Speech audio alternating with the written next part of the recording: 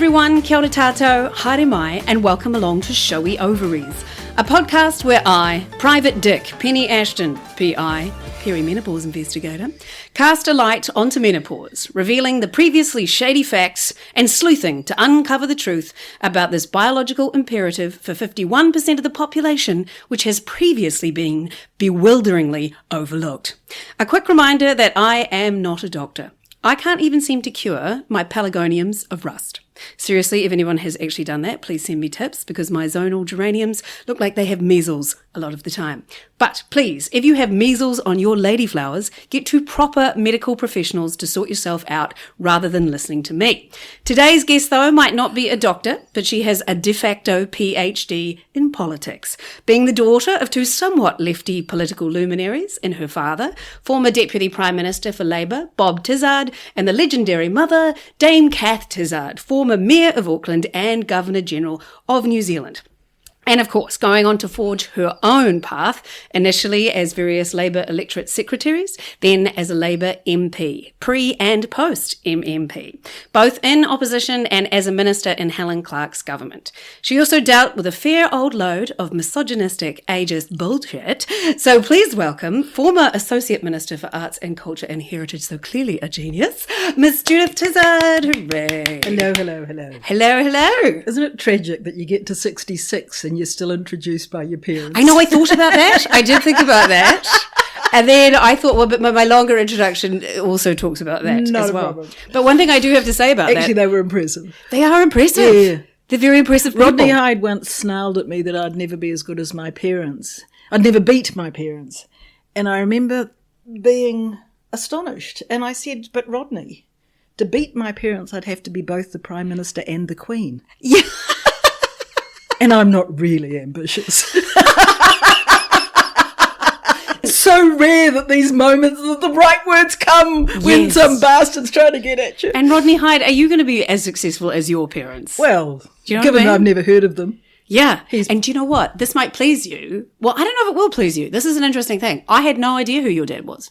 No idea. Because clearly I'm very young. You are very young. But I'm 48. Just a baby. But I knew who your mum was, absolutely. Yep. But not who your dad was. Yeah. So her career was a bit later, wasn't it, the political career? They sort of overlapped. And weirdly, I was right there in the middle because I was first elected to the Auckland Electric Power Board, God help me, when I was 21. When you were 21. I like your mother said, it's amazing what the name Tizard will do on a which I thought was a bit rude. No. An old friend said to me, what did I know about electricity? I said, nothing, but I know a lot about power. Which was not true either. Yeah.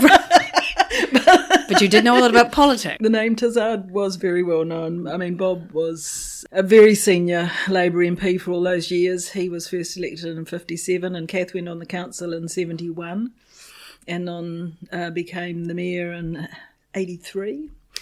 But I actually think the reason everyone knows Kath was she was on Beauty and the Beast. Well, there is that. But that was before my time as well. But yes and no. It's at the very periphery of my consciousness. I was reading an article that said that she felt that that's why she got elected. Yeah. Well, no, she was already on the council when she went on that. But she felt that that was a good thing when she stood for the mayoralty. And can I just say, if you don't know, Selwyn Toogood used to host a panel of women. Yes. And would people write in? People would write in. And they genuinely were letters. Right. And usually, I think it was 4 women, would chatter on. And Mum did extraordinarily well at it. Mum was amazing. Mum was great fun. Yeah, and we need to acknowledge the fact that she has passed away not long ago. She died on the 31st of October at 91. Right. And it's the 25th of March now. It's the 25th of March now, and it is, it's a great hole in my life. Yeah. I mean, the first female mayor of Auckland, the first female Governor-General. In fact, the third woman Governor-General in the Commonwealth. Wow. I mean, she's an impressive lady. But it was, Kath's great genius was that she was extraordinarily hardworking and enormous fun, but she didn't take herself very seriously. I remember one of the old aunties at Ngāti Whātua, Auntie Ruby, saying the great thing about Kath is she takes the job seriously, but she doesn't take herself seriously. And she always was enormously encouraging and supportive of other women. So, and extraordinarily hospitable. So we used to have these wonderful lunches and dinners and parties and things. And every woman who was vaguely progressive or even just interesting and trying to do something would be invited. And I had the most moving message from Sian Elias after Kath died, saying that as a young mum agonising over returning to work, Kath was enormously encouraging.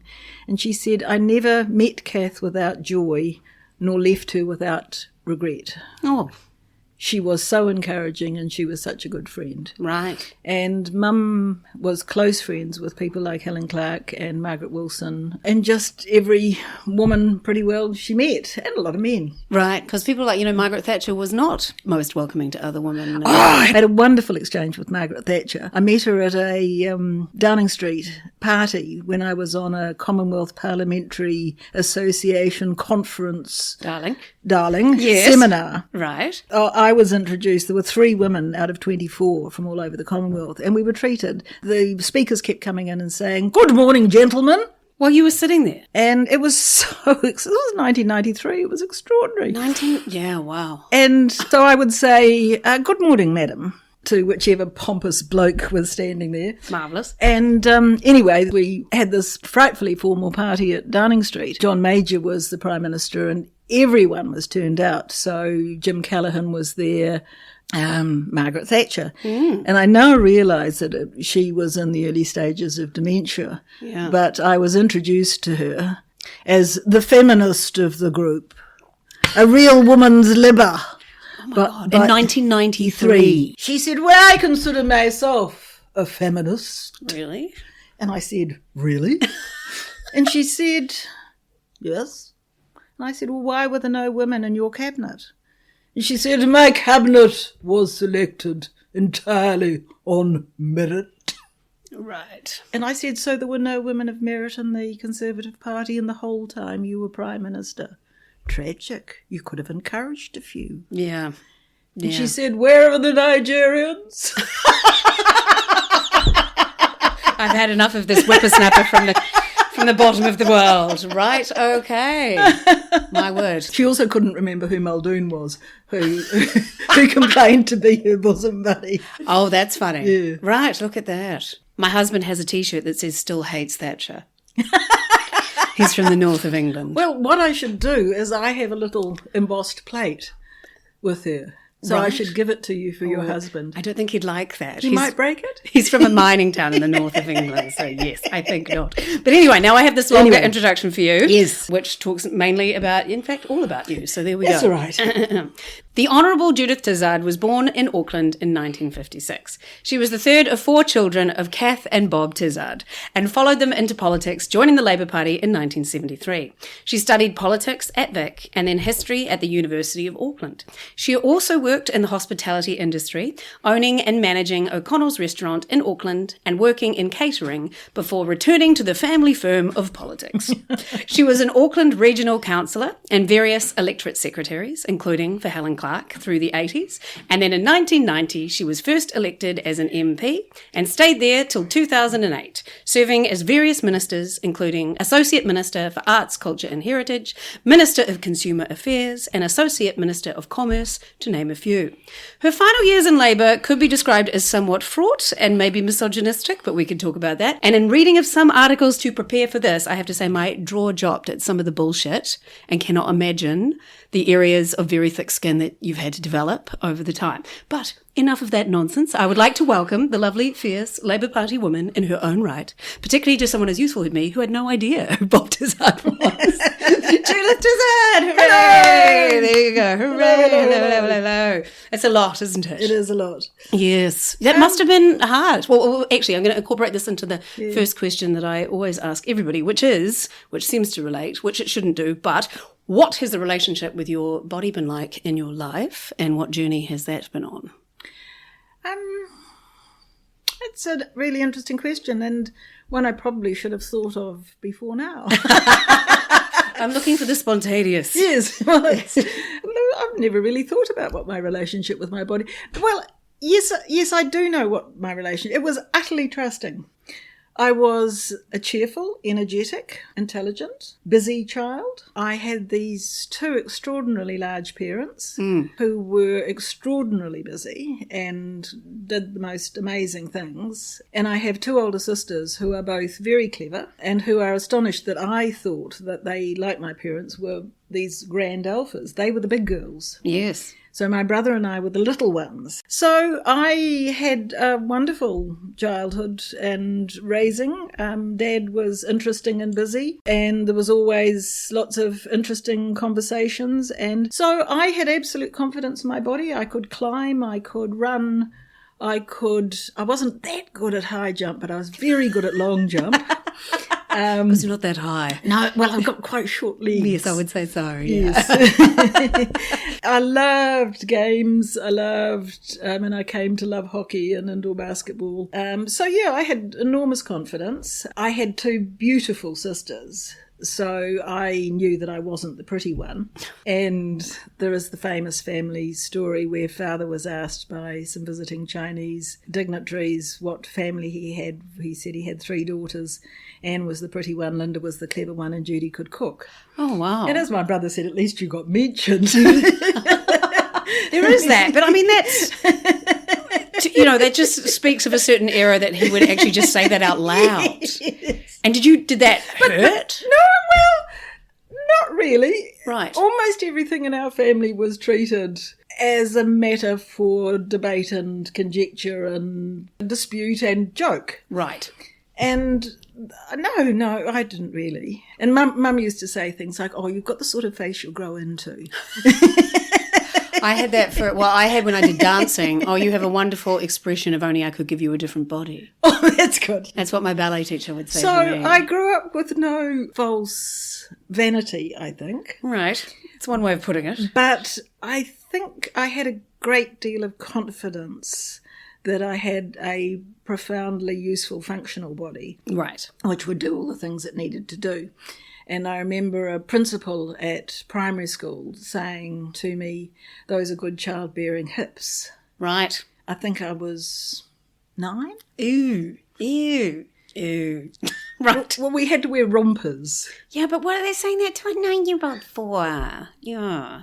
Probably it was politer than saying I had a big bum. And also, I'm glad that we've moved on from that. Like, even just reading those articles about you towards the end of your time with Labour, I was like, I don't think they'd be reported like that now. And that's only 11 years ago. Well, let's go through with, so what about through puberty and all that? So having two older sisters and a mother who was an only child, Mum was determined that we would have all the physical and physiological information we could possibly need. Right. She would give us all of the age-appropriate information. So you were well and truly... But it was age-appropriate for Anne. Right. And I remember wailing at about 8, "Can I wait till I have a period before I have to read all this? Why do I have to read it all now?" I feel like 8's a really good age, though, because some people get it early. I don't know. And Nigel going, "I don't want to read about it." Mum saying, "You'll get married one day. You need to know all of this." I think that's great. I love that. And it was, okay. So did she therefore tell you about menopause? Well, she didn't know about menopause at that stage. My mum had her first child at 20. Right. So she had a ways off. 4 children before she was 25 and 4 months. Oh, my God. And then she discovered how to stop it. And then she was very keen on stopping it. Right. I'm not surprised, because that is quick. But I do remember my mother when Nigel was 11, so 57, 68, Mum thought she was pregnant again. Right. And I remember her saying, "I'm going to have to go and see the doctor. I have to have an abortion. I cannot have another child." In 68? Yeah. And was that legal? No. Yeah, wow. Well, I think it was sort of under the radar. And so I don't think it was such a big deal at that stage. But I remember her being absolutely horrified at the thought of being pregnant. Mm-hmm. And she said, "I cannot have another child. I've just got too many things I want to do." Right. So she was very open about these things. Yeah, that's amazing at that age. It was. Yeah. And all of our school kids, all of our school friends used to come. We had this fabulous, huge open plan house. There were huge numbers of friends used to arrive around after school.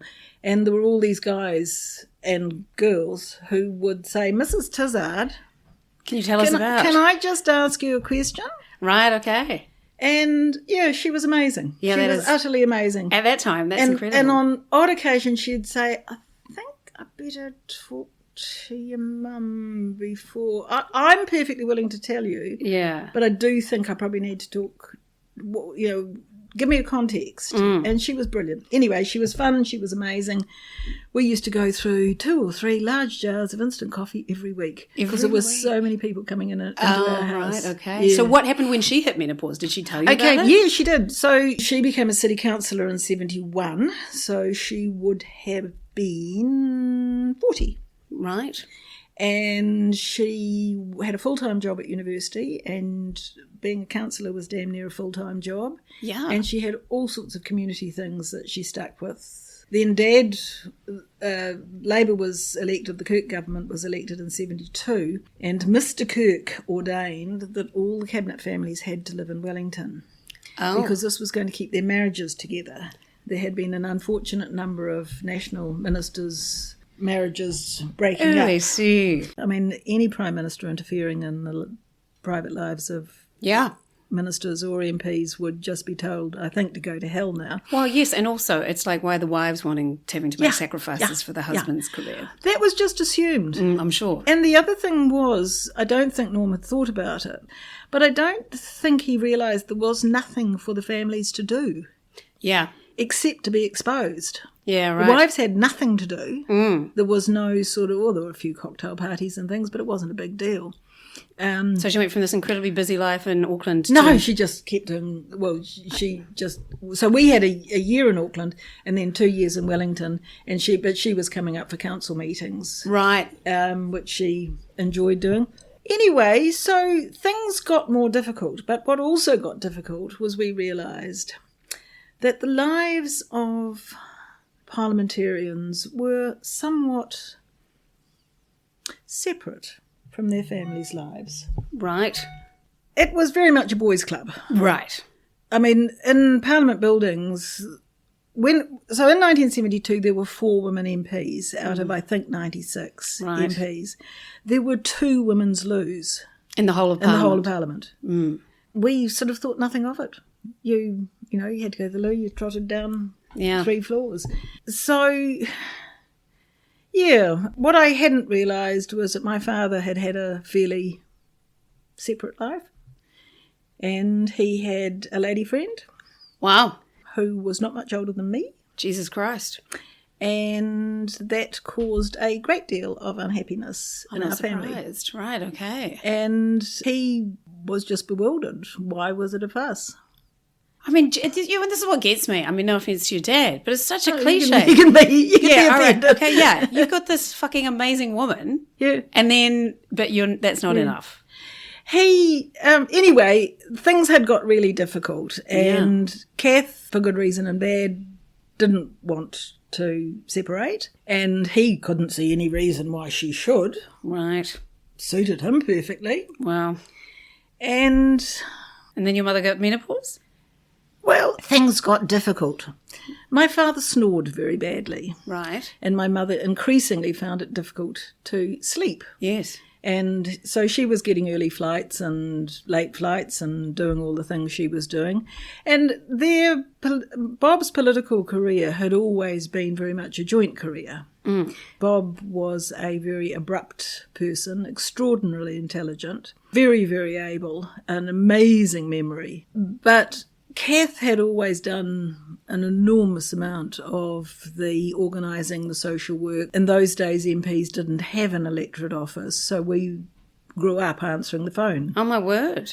Right, so you're doing that emotional labour and that mental labour for him to go off and shine. Yeah, so it was about that time, so I guess mid-40s, Mum started finding it more and more difficult. And I remember she used to record, Bob refused to believe he snored, so she recorded him. Right. And he said, no, that wasn't him, prove it was him. So she would say... Who else would it be? Well, good question we all asked. Good Lord, right. And there were all those things that happened in families where expectations are either being met or not. I was recently rung by a woman who said, did our family once have a tall boy?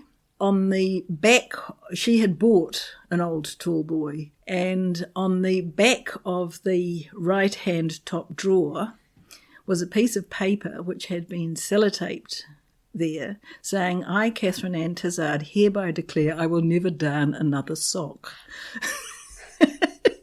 What an amazing find. Did she send it to you? No, I remember it. That's hilarious. And I said, no, that's a museum piece. Yeah, absolutely. Look at that. So you don't really, so for her, how was menopause? Do you know? No, yes, I do. So it got increasingly difficult, but she thought it was Bob snoring, and then she started getting too hot, and she didn't know what was happening. And she didn't really know what was happening. Yep. And then, so I think probably in her latish 40s, she realised it was menopause, and I had a very similar menopause. You just get hotter and hotter and hotter. Right. And as you may notice on the wall in the hall, there is a vast array of fans. Right, okay. And you just get really good at always having a fan in your bag. And do you still need them? No, long since. But Mum just was so busy. Wow, and then going through all this flux. Did she do any, because did she talk to GPs about it or doctors, or did they even know? I have no idea. She always had good doctors, but... So you knew what to expect when it came to you? Yeah, absolutely. Right. Absolutely. So, anyway, I did have cancer. Yes, that's right. In my mid-30s, and I was elected to Parliament. Again, I was incredibly busy. I was elected to Parliament in 1990, and so I had been a bit busy, and I hadn't been to the doctor for a while, and I had an IUD, so I didn't sort of need to think much about contraception, and they sort of didn't ask you much. They sort of just replaced it and didn't fuss. Right. And then I decided to have the IUD out. And in the meantime, all my life, I've had terrible migraines. So that was always my big health issue. Right. So I always had to manage my life and my well-being from that perspective. And so migraines were just this huge burden. I had to manage my eyesight. I had to manage my tension levels. I had to manage my tiredness. I had to manage food. So that and sort of full-time jobs was quite a lot. So I had got very involved working with Helen. And from my own political views, I was pretty indignant about the lack of history or lack of knowledge of history in what some of the policies that the Labour government was pursuing under the Longy Palmer Moore government. Right. I couldn't see how bringing more business and more user pays in was going to help poor people. And the great story of New Zealand history is that good public housing has stabilised families, enabled kids to get good primary, secondary and tertiary education. The stability of being in a place. Yep. And I just thought everybody knew this. So I was outraged at those bastards trying to steal my party and my country. Mm. So when Dad announced that he was standing down, I was approached by the local Labour Party who said, we'd like you to stand. And I thought about it hard. And I, at that stage, was in a relationship with a woman, a very happy relationship. And were you out? No. Yeah, right. No. My partner was she was older than I, and she did not want to be a political handbag. Yeah. She particularly didn't want to be, she was in a professional job. Yep. She didn't want to be identified. And, these things have two sides. And you know what? And I get it, right? Yep. Absolutely. Because now I look at the absolute gutter, the way politicians talk about each other, I find just so reprehensible. Not all politicians, I don't obviously. listen. Yeah, that's good, because I still do. My husband keeps telling me to turn it off. But, yeah, like David Seymour calling Jacinda the world's first Instagram prime minister, considering he went on Dancing with the Stars. Just shit like that grinds my gears. So I can understand how a partner might not want to get involved in that. She was an entirely independent woman, and we happened to have fallen in love, and it was great. So did you have to work at keeping that secret? No. Right. No, everybody who knew me knew. And weirdly, it never came out. There was an attempt to out me when Helen was challenging Mike Moore.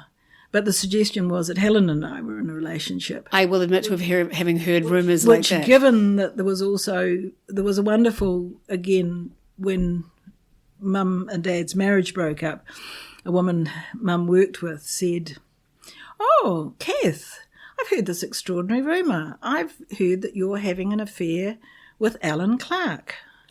And Mum said, "I don't know anyone called Alan Clark. There's Alan Clark Motors out at Albany." So it was like you and Alan Clark was the... Well, no, but somebody had... So at that stage, Mum was... And, they were always trying to get at Helen. Always trying to get at Helen. Who was happily married to Peter. Exactly. And, I remember saying to Helen, "Why don't you refute this?" And she said, "Well, why should I treat being a lesbian as an insult? I've got lots of lesbian friends." Right. That's quite an adorable thing to say. And I thought, what a sweet, naive thing to say. Yeah. But sweet nonetheless. Yeah, absolutely. I heard those rumours. Absolutely. And I think that's genuinely what she thought. She had gay and lesbian friends. Yeah. So it's not an insult. Why would she fuss? Yeah. But yeah, it was constant. And so anyway, you got elected and we're like, holy shit. So I got elected and I thought, oh God, what am I going to do now? And I was actually desperate to have a baby. Oh. And so my partner and I had talked about this, and she didn't want a child, but was perfectly happy to help me raise a child. And we had talked about that, and we actually had talked to an old boyfriend of mine, right, who was quite keen to be a father and hadn't managed it by that stage. So, things were trotting along, and I realised I was bleeding rather badly. And Helen was deputy leader at that stage, and her advice to a lot of the women was you must have a medical every year.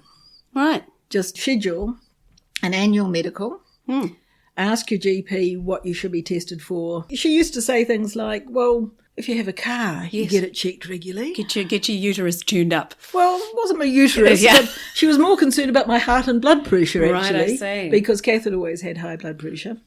So we agreed that it was a long time since I'd had a smear test. I think it was about 5 years. Ooh. So I had a smear test and it was clear. And the doctor said, well, given that you haven't had one for a while, I'm going to do another in a year. We won't wait 3 years. So I went back in a year and I had the smear test, but she had also taken a mole off my back. So I had to go back a week later to get the stitches out. And I walked in and she was in tears. And I said, oh, God, is now not a good time? Are you all right? And she said, it's you I'm crying about. Oh, my God. And I said, oh, should I join you? And she said, you have cancer. Wow. And I said, where? Thinking of the mole that had been removed. Yeah. And she said, in your uterus. And I said, how can they tell that by taking a mole off? I had entirely forgotten she'd done a smear test. Right. So then you had to have a hysterectomy. So yeah, they did a cone biopsy, and I had to have a hysterectomy because the cancer was an adenocarcinoma. I'm probably mispronouncing it, and it was no more than 3 cell layers deep, but it was over nearly 2/3 of my uterus. Holy shit! And what she said was that if I was desperate to have a child, they would nurse me through a pregnancy. Wow. If I was able to get pregnant in the next couple of months. And you just thought no. And I thought, well, it's an hormonal cancer, basically. Right. So your hormones get into such an uproar when you're pregnant. Mm. And I had watched a friend who had 2 small children get breast cancer. And it was hormonal cancer, and she died. And I thought, nah, I'm not that desperate to have a baby. Right. My genes are not quite that important. I will just steal other people's babies. So it was shocking and it was difficult. And I remember feeling utterly betrayed that my body had let me down. Yeah, this body that had been so dependable to you. Yeah, utterly dependable. Apart from the migraines, but I'd managed that. So you had a hysterectomy. Yes, so I had a hysterectomy. Did that crash you into menopause then? Well, no, because they gave me the option of having my ovaries removed. Right, so you left them in And there. to my elder sister, who is a very good scientific sort of nurse, she feels that women are very badly advised and that removing another potential site of cancer, particularly a very hidden site of cancer, is a good thing and that the menopause issues can be managed. But because it's a hormonal cancer, they were very reluctant ever to give me HRT. Yes. And so the advice was it could be quite traumatic. So being told that you're having a traumatic operation that they could make more traumatic, I decided not to. So you left the ovaries in? Interestingly, my father's second wife died of ovarian cancer. Right. And I have thought a great deal about this, and I think we not only don't talk about menopause, but we don't talk about ovarian cancer. In fact, we don't talk about a lot of cancer. So I decided not to. So I would sail cheerfully down the supermarket aisle past all of the menstrual protection and pads and tampons and all those sorts of things and thinking, aren't I smart? Right, so did you have to get scans regularly of your ovaries? No, I don't think I've ever had a scan of my ovaries. Right. But they check you for 5 years. Mm-hmm. And now all I have is smear tests. Right, okay. So which what I can't work out is, given I haven't got a cervix. You don't have a cervix? Well, of course I haven't. They took it I out. suppose with a history, then how can you get a smear? You have a vault. Oh, that's so right. you have a scar. Michelle Court talked about her vault. I have a vault. Yes. So you have a vault smear. And your vault can develop cancer? Well, if it's eroding. Atrophying? No, eroding. The cancer erodes. Oh, the vault. The vault. Right. Sorry. So the cancer is eroding the vault. Yes. Then a smear test will find it. Yes. Apparently. Right. I can't quite see the science of it, but they keep doing it. Right. And so you started developing menopause symptoms at the normal age? Yeah. So I was I went to a lot of concerts. Right. As the Associate Minister for Arts, Culture and Heritage. Of course. I can't remember when you came to see Hot Pink Bits. Yeah, hell yeah. Yeah, but I think that was 2007. So yes, were you still the Minister of Heritage? Yeah, yes. The whole time. Yes. I had a very stable career as a minister. I used to say to Helen as she... Because she was your Minister for Arts and Heritage, wasn't she? As she dealt with others. I had argued that she should take it because I had watched a lot of Prime Ministers. And it's a bugger of a job because most people only meet the Prime Minister once, even in a country as small as New Zealand. Right. So they tell her everything that's wrong.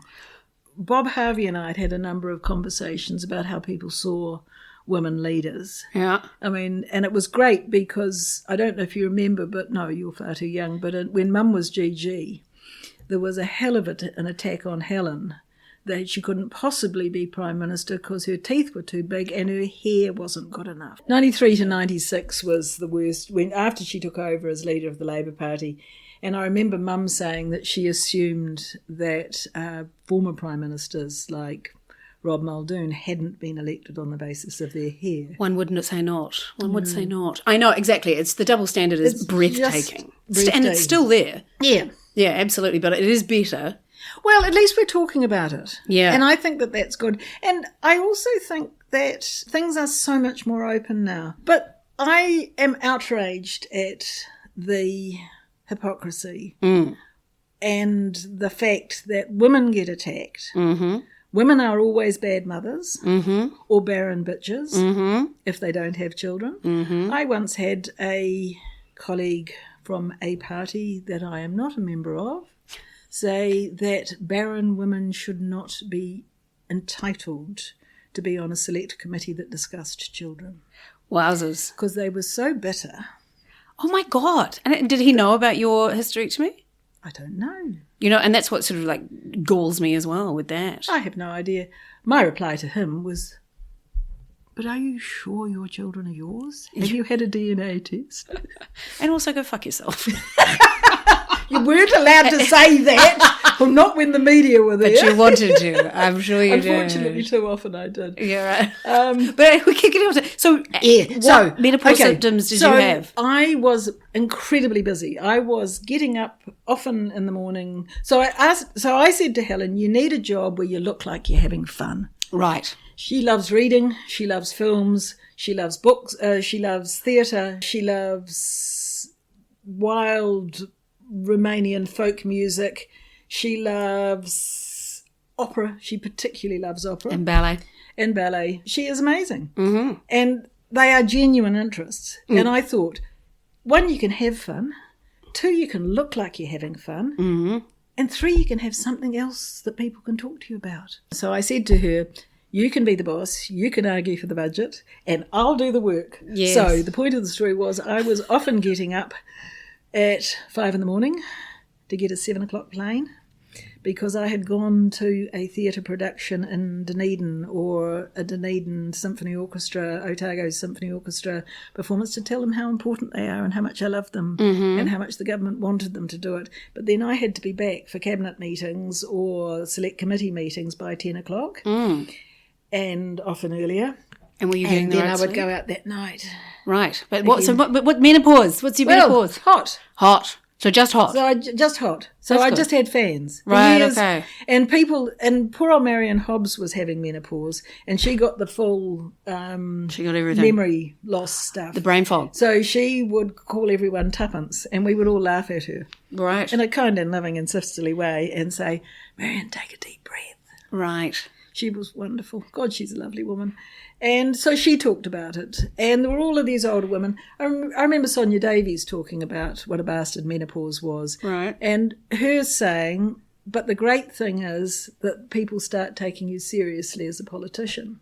That's so interesting. And I remember saying, I thought that happened at 30. I remember being on the power board for 6 years, from 21 to 27, and I was never treated seriously. So, But you felt you got taken more seriously once you turned 30. 30, yeah. But so, because you were about the age, so when the Labour Party shenanigans towards the end of your parliamentary career was about menopausal age, wasn't it?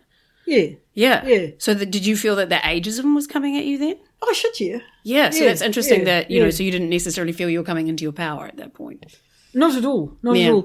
And the dismissal of older women. For God's even sake, old. I was 52. Exactly. It's When, bullshit. the same age Mum was when she became, pretty well, the same age Mum was when she became mayor. Yeah. And I was being treated as though I was past it. Yeah, absolutely. And I remember Duncan Garner saying, Judith, there's nothing wrong with what you've done. I'm just bored with you. I've asked you every question I can think of. Oh, my God. And because Duncan Garner says something. So I thought, wow.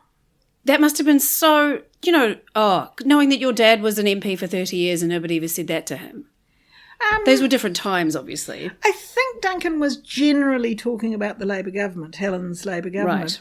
But, it was still... Yeah. What the hell do? You work your guts out. You actually build the Auckland motorway. Yeah. You get Auckland the infrastructure funding it needs. Yeah. You rebuild the Auckland War Memorial Museum, the art gallery.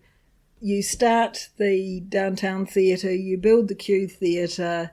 And then someone says, I'm bored of you. And all over the country. And you repeat that all over the country. Yeah. And a journalist whose job is clickbait says the reason he will not give you a sensible interview is because he's bored with everything you are and everything you've done. There's nothing I can ask you that would be interesting. Wow. Right. So then, and so you were just hot and that was all you had for menopause? Yeah, that's all I got. No, my menopausal symptoms, other than the overheated, but basically I'd retired. And I was thinking I will get better, I will get fit, hence Pilates. Yeah. And Mum had a hip replacement shortly after that. I was doing some travelling and visiting friends, and then I fell in love. Oh. With an old boyfriend. Oh. Which was very sweet. And we had a wonderful affair for nearly 10 years. Oh. He lives in another city and, right. I don't want to be disrupted, and he didn't want to be disrupted, but he was working backwards and forwards. So what I discovered was sex after menopause, or during or after menopause, can be slightly uncomfortable, but you've got to lubricate and take your time. And take your time. And have lots of fun. Right, well, that's delightful. Right, okay. So that was an absolute revelation. And that was because of the lubrications that were not there anymore after menopause? Yes, it's not as easy as it used to be. Yep. And, again, it's that sort of wonderful thing. A functioning young body is a miracle. And Oscar Wilde said, youth is wasted on the young. Absolutely. Because you don't know. But what is lovely is, with 2 older sisters and a mother, who were all very open, I realised I got presbyopia, short-sightedness or long-sightedness. I can't remember which one it is. Your arms get too short. Oh, okay. I had to get glasses at 40. My hearing is great, but I started getting arthritic hands, which my grandparents or my grandmothers and great-aunts had had. And you have to start managing things. Like Pilates is good. And Pilates is brilliant. Yeah, absolutely. Yoga is good, except I find the sort of spiritual side of it intolerable. I hate it. I hate it so much. What we need is someone to invent a Presbyterian yoga. You keep saying Presbyterian. I prefer atheist, personally. Okay. No, a non-religious. No, Kath, who was a complete atheist, said she would prefer that people didn't curtsy or bow to her. Right. Well, because she was like a Republican as well, wasn't she? She was brought up. A Republican Governor General. I like that. She was very fond of the Queen. There you are. There's my mother's Queen. Oh, right, yes. Which has waving at us. Has a solar-powered handbag that causes her hand to wave. That's excellent. Mum said the greatest impossible dream of her father, who was a Scottish socialist Republican atheist, would be that he had come to a country where the child of a working family could be the Governor General. Think about it. Yeah. It is the most extraordinary achievement of his and his wife's. My grandmother was a great royalist and used to get the Women's Weekly and stuff. Right. And I used to read, Georgette Heyer and all, and he would say, you know who you'd be at that time? You'd be lucky to be in the scullery. You'd probably be out in the fields with bare feet. I always felt like I would like to be a high-class prostitute at that time. No. Because then you get to live the life you want. You wouldn't. You get syphilis. Well, there is that. Yes. But you'd also get to live the life. Nice, darling.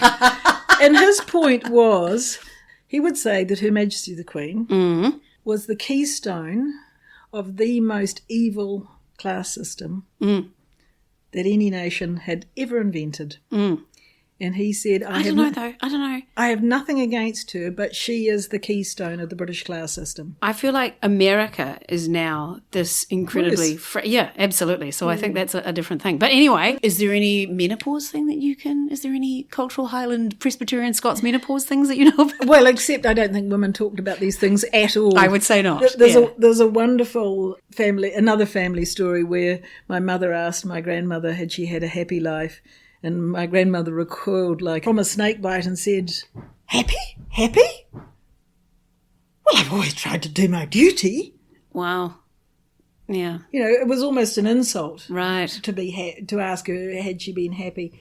I think my mother had an extraordinarily happy life, and at 52 I decided I wanted to travel happily. Excellent. Good. And I travelled happily, and the great joy of menopause is that it is something that can be managed.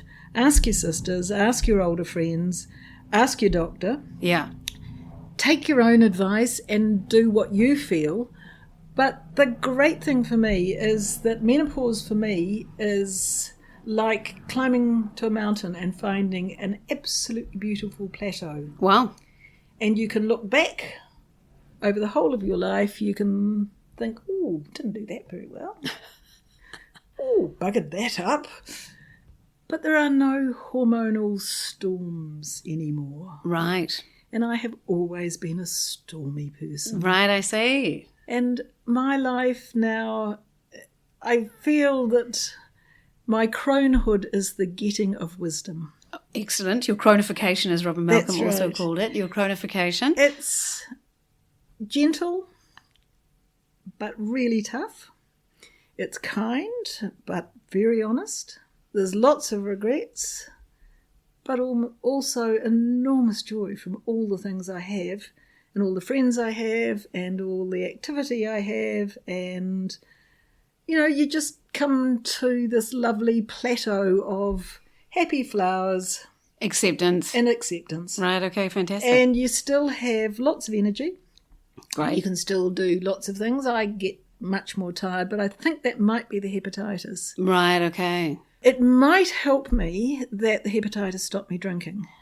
Oh. Because I've always been a cheerful drunk. So you've quit completely? Not completely. I can either take paracetamol or have several glasses of wine, but I can't do both. So sometimes you just have to weigh those things out. That's right. Because your liver has been damaged by the My hepatitis. liver has been damaged. It is not now diseased, but Right. It is lessened. But what we also know is that brains recover, livers recover. I feel wonderful. Yeah, alcohol's so bad in so many different ways. Well, a dear friend who is much more scientific than I gave himself, for his 70th birthday, the present of giving up alcohol. Right. And I think we use alcohol, we've bought into the advertising far too much. And so I try only to drink 2 or 3 nights a week. Right. And I try not to drink on my own. I try only to have 2 glasses of wine. I don't drink spirits at all anymore. And I think that is part of my well-being. Right. And I do think we need not only a conversation about menopause, but a conversation about alcohol. Right. Now, so we're nearly at the end. Yes. So is there anything that you wanted to say around menopause, or was that what you just said before? I think that's what I just said before. I wish I had known more going in. Yes, which I think that's not my whole MO, to be honest. I wish I had asked for more advice and had time to ask for more advice. But I was lucky to be working amongst a group of older women, many of whom would cheerfully share their views, and a number of male colleagues who were very free in their view of what menopause was. It was an excuse often for any mistake a woman made. Oh, you see, now this is the issue, because I know some of my friends haven't. It was a way of writing women off. Yeah, some people don't want everybody to know about menopause because that will be an outcome. Yeah. But yes, that's bullshit. So we think he's being understanding, but he's actually being condescending. No. And I would quite often say to colleagues, yes, I am menopausal, but it doesn't mean I'm not pissed off all the time. Yeah, right. Yes, indeed. Now, did you have a fun fact at all, a menopause fun fact? Not really. It happens to all of us if we live long enough. And having a tragic number of friends die of cancers in their 40s, all I can say is get on with it. Yeah, and congratulations to you for beating numerous illnesses. I guess, yes, I guess I worked out quite early that you have to manage your well-being.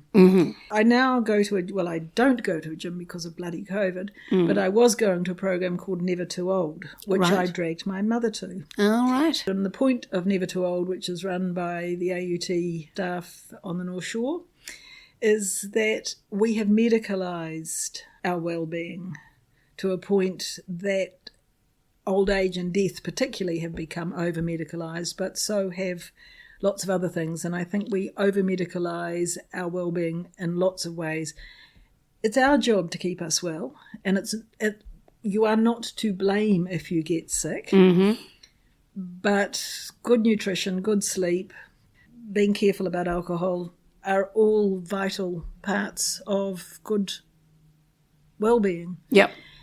And I wish I'd learned all of that when I was in my 20s or 30s or even in my 40s, but having learnt it in my 50s, it's great. Right, okay, and great. I feel really well. And I think menopause is it's not the other end of adolescence. And watching the men I know and love, I think they have a huge number of the same symptoms and psychological processes that women go through. And menopause, I think, is blamed for far too many things. Right. And I think it is increasingly being used as a way to denigrate and dismiss mature women who actually have something to say. Yeah, absolutely. It's getting that balance right of everybody knowing about it without people declaring it or using it as a crutch or an excuse. And, you're so much of your being as a woman, particularly when you're young, is sexual attractiveness. And I think the thing that a lot of people find really difficult is that menopause almost creates an invisibility veil. Yeah. And so younger people don't see older people. But I was looking at a man I'm very fond of and thinking, oh, old men are ugly. They're hairy and they're crepey and their ears just keep growing. Their ears keep growing and their noses keep growing. And I thought, no, it's just that young people are beautiful. Yeah. Yeah. Young people are utterly beautiful. But the fact is that your well-being shines whoever you are at any age. And I have beloved friends in their 70s and 80s who have active social and sexual lives, and it's up to you. Yeah, and right. You've got to say who you are and what you want. Fantastic. And be with people who are open to that. And so you've got to be much more blunt. Just being pretty doesn't work anymore. Indeed. What? Even though obviously we're both absolutely ravishing. Darling. And on that note, I will say thank you very much for your time. Enormous pleasure. Judith Tizard, who is the daughter of nobody in particular, except you're just Judith Tizard. Tragically, no longer. Sorry. I am an orphan. That is true. But I am 66. And you have a lot of friends. I've had a pretty good run. Yeah, you really have. Yeah, you really have. Yeah. To still be able to say to your mother when you're 65, what did you do? Yeah, Mum? yeah, absolutely. Yeah. Well, commiserations on that, and thank you for your time. Pleasure. Okay, bye-bye. So that was Judith Tizard, who displayed some impressive circuitous routes to get to the answers of my questions at times, but was fabulously open, and I'm really happy she actually addressed those ridiculous Helen Clark rumours, because they were swirling for such a long time, and it just smacked of misogyny to me. We talked a lot more about all sorts of things, but I had to edit quite a bit, so some of it was just for me. And now, just for you, oh my God, I have some fabulous guests lined up. I've already interviewed Asta from Good Morning, and now Jeanette Thomas, I'm going to talk to her in a little bit, who was the host of Good Morning. I've had a mother-daughter combo in Carolyn Sylvester and Meg talking about what Carolyn went through and what Meg is expecting. I've just signed up the marvellous Dame Catherine Healy of the Prostitutes Collective, who has just changed women's lives so fundamentally in the sex industry, and that's a whole other aspect of menopause that's going to be quite fascinating to talk about. Comedy legend Justine Smith, also female GP Dr. Samantha Newman. The season is clearly going on a little longer than season 1, but I'm just tootling away until I run out of inspiration, and clearly that has happened in no way. Also, if you have some suggestions for guests, my friend suggested Dame Catherine, and I was like, why didn't I think of that? Please get in touch. Now, I have some shows coming up. They're starting, sort of, in May. Olive Copperbottom, my Dickensian musical, is at Q Theatre from the 25th to the 28th. I'm pretty sure I will be having a mask mandate for that show, so I just want to keep everyone safe, everyone feeling safe to come out, and not to mention my asthmatic self feeling a bit safer on stage as well. In the meantime, please spread me about on the socials. Sign up to my Patreon, as live performance right now is still pretty bloody perilous. And I'll see you next time on Showy Ovaries. I've been Penny Ashton. Stay juicy, everybody. Ciao.